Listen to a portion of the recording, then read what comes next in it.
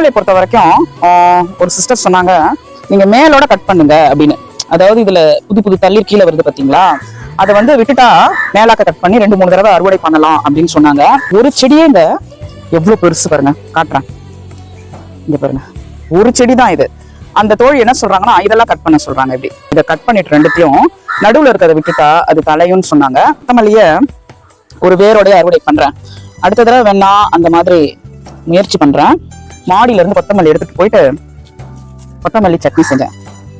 செம டேஸ்டா இருந்துச்சுங்க. அது பயங்கர டேஸ்டா இருந்தது. மாடி தோட்டத்துல நம்ம அடிக்கடி வீட்டுல சமைப்போம் பாத்தீங்களா, அது எது நம்மளுக்கு தேவையோ அதை வந்து நம்ம நல்லா வளர்க்கலாம். இது ஒரு கட்டு தேரும்னு நினைக்கிறேன். இதெல்லாம் பாருங்க அப்படியே முத்தி போதா, அப்படியே கமக்குது. ஒரு 5-6 நாளைக்கு இந்த கொத்தமல்லி போதுமா? கமெண்ட்ல சொல்லுங்க. இந்த பாருங்க, ஒரு தட்டு நிறையா கொத்தமல்லிகள் நம்ம அறுவடை பண்ணியிருக்கோம்.